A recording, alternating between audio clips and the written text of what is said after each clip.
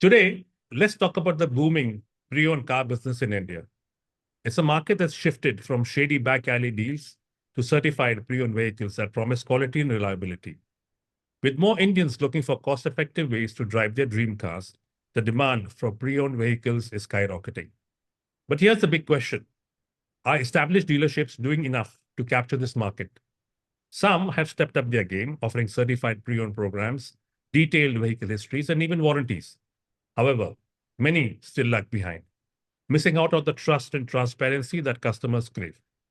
The potential is huge, but to truly dominate, these dealerships need to focus on building trust, offering value, and embracing the digital age.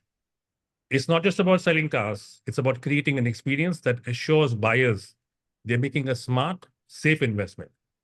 So, can these dealerships rev up the engines and seize this opportunity? Only time will tell. But one thing's for sure, the race is on. Hi, crew, and welcome back to another episode of Car Boss. I'm your host, Taj. Welcome back, Commander Kumar. Thank you, Taj, and namaskar to everyone.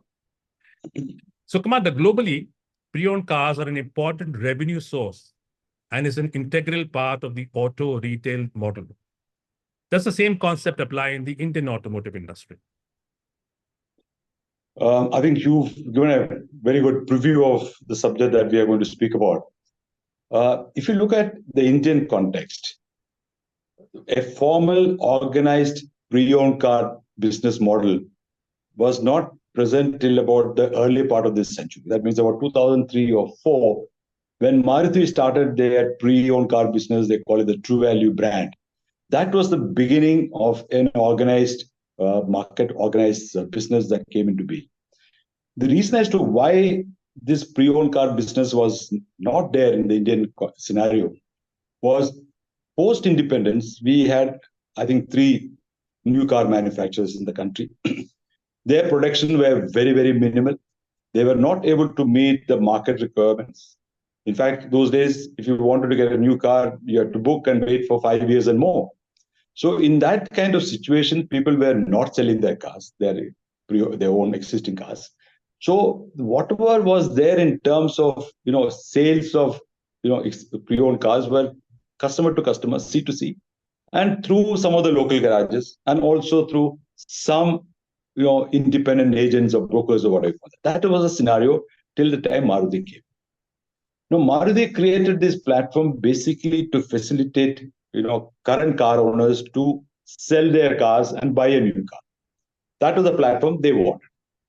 Now, but if you really look at a pre-owned car business, this has to be a very comprehensive, very integrated business model. That means you buy cars not only from existing customers, you also buy cars from your service centers. You're not looking at people who come to exchange, but people from the service centers who have older cars, who may be aspiring to buy a new car.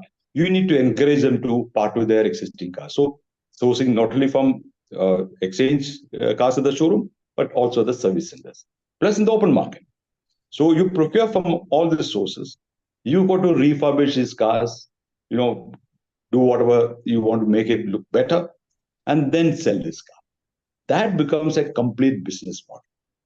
But the current situation is that post Maruti's True Value brand, many other OEMs also brought in their own brands, basically to facilitate exchange of their existing cars for a new car.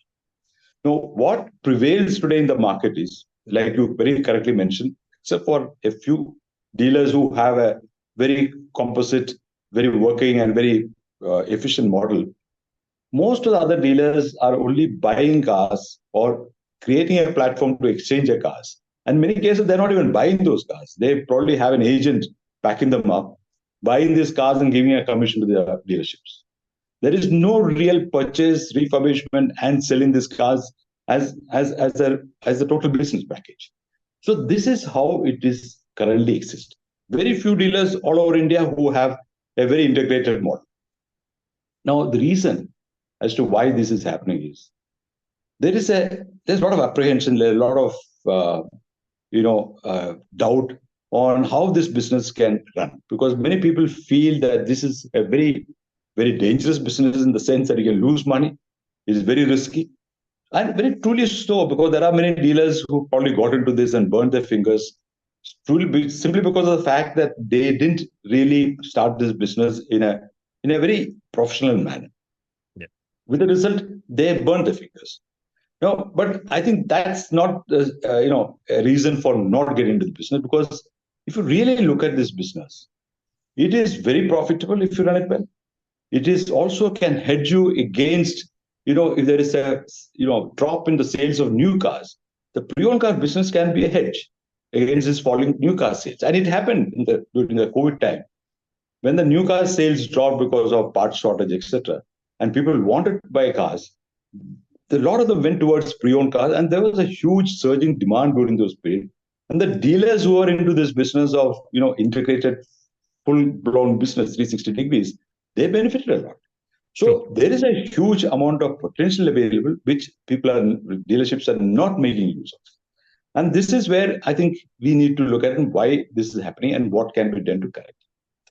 Now, when I talk about this integrated business model, to me, any dealership which can probably achieve a sales of pre-owned cars around at the rate of at least 50% of your new car sales. That means if you're selling 200 cars, new car sales, you should be able to achieve 100 car sales of pre-owned cars. That's about the ratio that if you achieve, you're doing well. And with that kind of business model, I can assure you that dealerships can really, really do well. It's very profitable. It is also a hedge against, like I said, any kind of falling sales of new car sales. So unfortunately, it's not happening. The situation is currently very bleak as far as most of the dealers. Right, sir. What changes are required to implement or integrate pre-owned car business in the dealerships? All right. So, like I mentioned, the reason as to why people not doing dealerships and not getting into this business model is the fear of losing money. So, I think dealerships or dealer principals have to, be very positive, very optimistic about it, and then have very clear vision and a commitment to do this well. Now, this is not a business that you can do by getting a few people, ask them to run this business. It will be disastrous. So this needs a lot of attention from the dealer principal. I would think very deep involvement, at least in the beginning stages, till the time the business is set up very well. Now, if you ask me how to start this business, I mean, let me just say, how will you start building this business? The first person that you should take up is a head of business, someone who can head this business. Yes. Now, given the nature of this business, like we mentioned, it's risky, it is not very transparent, etc. You need to have a person with impeccable integrity and honesty. True. Now, my advice to any dealer is don't go looking for this in the market. I would rather say stay with your own guys. Within your own organization, you could be having a sales manager, a new car sales manager who fits his bill, impeccable honesty and integrity, a person who is a good leader, a person who is very process oriented, energetic, who is very committed to achieving results. If you find someone like that, that's the best choice. So you got to start with finding the right person to head this model. Not that you start the business and try and get somebody. This is very, very important. Finding the right leader is a starting point. Next, it comes in terms of who is going to procure the cars. Now, This is a very, very, very, I would think, sensitive and most critical part of these operations.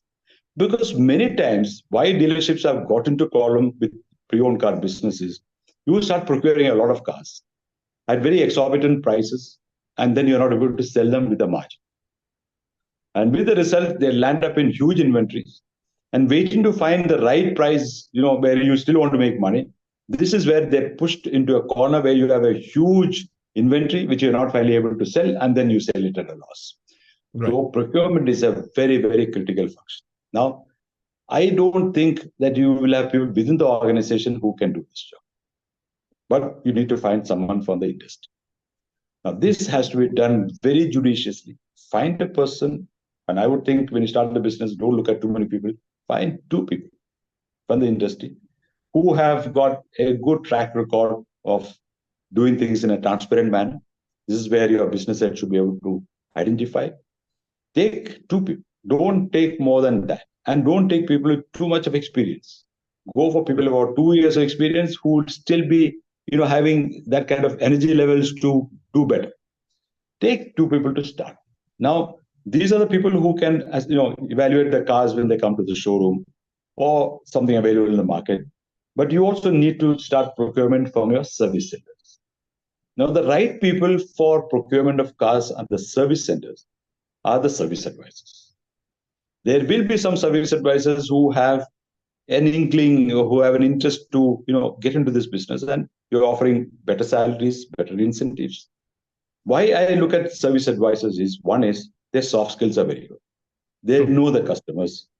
They also have technically sound knowledge of the mechanical condition of the car. All that they need is to be taught how to evaluate, to fix the price of the car, which they can learn from these guys whom we take for the industry. Again, don't start in a big way. Take one or two service advisors. So this forms the bulk of your procurement division, where is basically evaluation and procurement. Just stay with 4 people, 2 for the service center, 2 for the existing exchange cars in the show. That forms the procurement. Now comes the support system, where you need the refurbishment of cars. Very important, because you buy a car, you need to get it serviced. You go to, there are small niggling problems, get that sorted out. If there are, dents in the car, you want to do a little, pepping up those cars, but make sure these are not go above too much of expenditures, because you won't be able to recover that. This has to be done in a very, very judicious manner. Now, don't get this done anywhere else. One of your own service centers with dedicated team, or fixed people who will do this, so that they know exactly what is to be done on these cars. That will take care of refurbishments. Then comes the selling part. Now, selling, you don't need people with any great experience, because when you have a pre-owned car which is refurbished, you fix a price. This is a floor price for this car. Once that is fixed, it's all about selling. So you don't need to look outside. You take some of your guys from your sales team who may be interested in getting onto this. Maybe a couple of guys. All that they have told about is the condition of the car, the history of the car, etc., and why this price should be the right price. This is something that can be trained on. So you have a team, and you have also need support in terms of auto financing, insurance, accessory fitment. So don't take in new people. Use your existing manpower, whatever support you have. Use these guys for auto finance and insurance and accessories. And then, of course, you have a team to do the transfer of ownership at the RTU. So this forms a very composite, very comprehensive model. Now, once the team is selected, very important to put them through a training. The training will be on 2 things. One is on soft skills, whether it is procurement, whether it is in terms of selling. Both the teams, and including the guys who are involved, which I'm sure they've already been trained, because they're existing people in the dealership, they must be trained on soft skills. Because very important is, procurement happens if a person who is intending to sell the car trusts the guy to whom he's selling it. I'm talking about the procurement guy.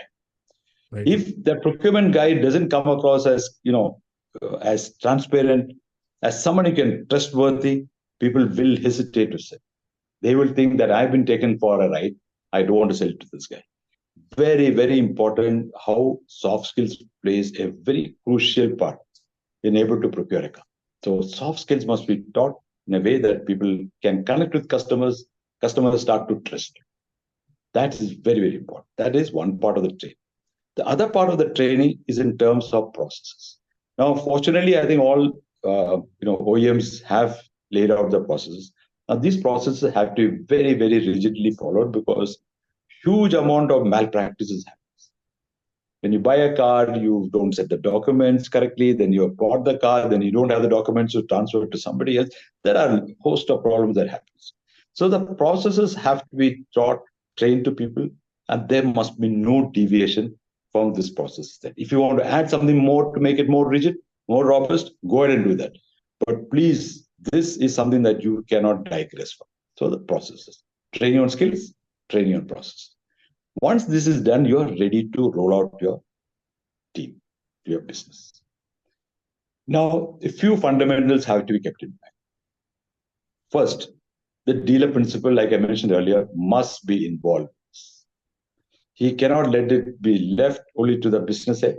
He must, on a weekly basis, monitor the business to see the most important thing here, like I mentioned earlier, is the kind of inventory that you have. Right. Now, many times you will have a problem where you buy a car and you are not able to get the markup that you were expecting. In such situations, what are the things that you should do? A dealer principal must make sure that no car remains in your inventory for more than 30 days from the date of procurement. Now, this 30 days includes the days that you also use a car for refurbishment, etc. That will take maybe 10 days or so. All that is covered. But 30 days, that car must leave your premises. That must be your benchmark. You got to stick to that. If you find that car is not going, I would just say bring down your expectations, bring down the price, sell it off, rather than keeping this car. Because the longer you keep it, the longer the cost of the keeping the car itself goes up because you're carrying an inventory. Plus, what happens, there's a price drop that happens. So you are going to get a double whammy. You lose on interest cost, you also lose out on the selling price. So you must make sure the decisions are taken. Don't let any car remain in inventory for more than 30 days. That's one method. The second is you have to keep a very close watch on your team. Because like we mentioned, people are apprehensive. There is a lot of doubt on how this business runs. But if you find anyone of doubtful integrity, I think they should be eased out. Right. I think trying to keep people of doubtful integrity is going to ruin your business because this can get you into lots of problems. So I think the dealer principle must be very clear. Even if you lose a guy, it's better to lose a guy than keeping the wrong guy. That is something that must be kept in mind. Now, if you keep these two things in mind, watching the inventory, keeping an eye on people. I'm not saying that to be like a policeman, but I think your processes must be robust. If you make sure of these two things, I am very positive that you can run this business very profitably. Now, don't expect to get lots of cars in the beginning. I would say scale up slowly. As your numbers goes up, the next lot of procurement guys should be people that you can probably get it from within the system and train them. Don't look for people from outside. You could be a sales consultant who wants to get into this, or you could be a service advisor. Because when we ran this business, there were service advisors who were very keen to get into procurement. Right. Because they were fascinated by a new opportunity, a new skill to learn. So they would be the right. So get in people from the system and slowly scale up your numbers so that you can meet the expectations. Similarly, for the sales part, don't look for people outside. Move some of your sales consultants to sell pre-owned cars. Now, if this goes on with proper training, proper monitoring by the dealer principal, and keeping the watch on the inventory, these three are the focal or focus points. You will find within 2 years, any good, efficiently run dealership will be able to achieve the target that I mentioned, 50% of new car sales. 2 years. It's not going to happen in 6 months, not in 1 year. But 2 years, you can do that. If you reach that threshold of achieving 50% sales of pre-owned cars compared to the new car sales, I think this business will boom. And people who have done it well and experienced and benefited the fruits of the business are people who are expanding. And unfortunately, the people who have not got into this and doubting everything around them are the people who are losing out on this. So there is a huge opportunity. And I would just think that any dealership which wants to be on a long-term sustainability, pre-owned car business is a must to assure you of sustainability under various or difficult situations.